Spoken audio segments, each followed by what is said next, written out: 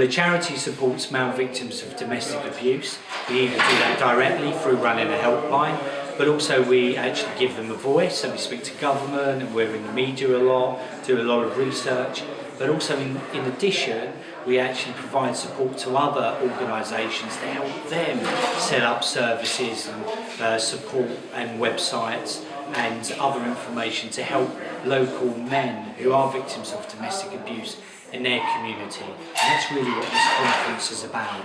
And we're just at the end of the conference. Could you tell me fundamentally what you think are the major things that are wrong with the system at the moment for male victims of domestic violence?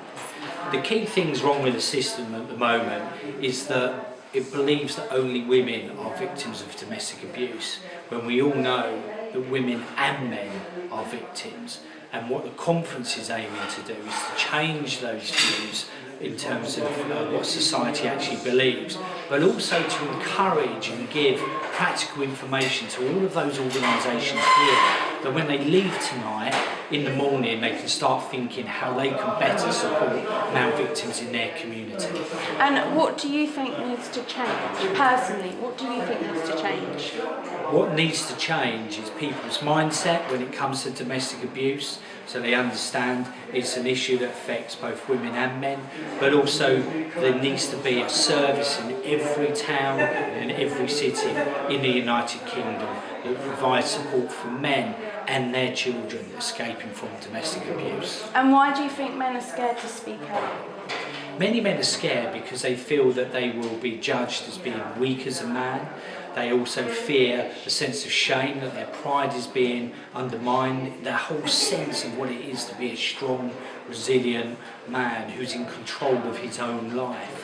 And also they worry about just not being believed, that if they do come forward, whether it's friends, family, police, local councils or others, they'll actually, not only will they not be taken seriously, but they could actually not be believed, or even in some cases actually being laughed at. So that's why men stay in abusive relationships far longer than they should.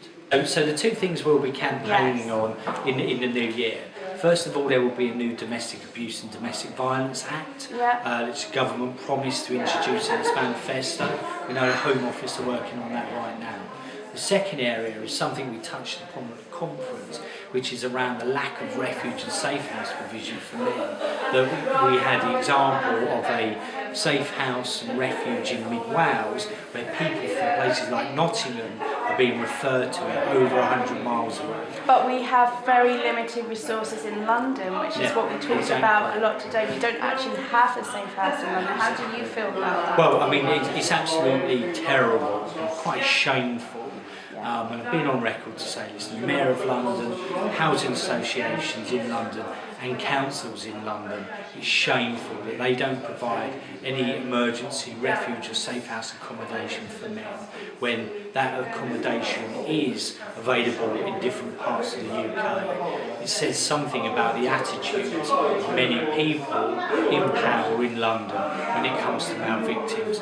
We've got a long way to go until they take men seriously in the capital.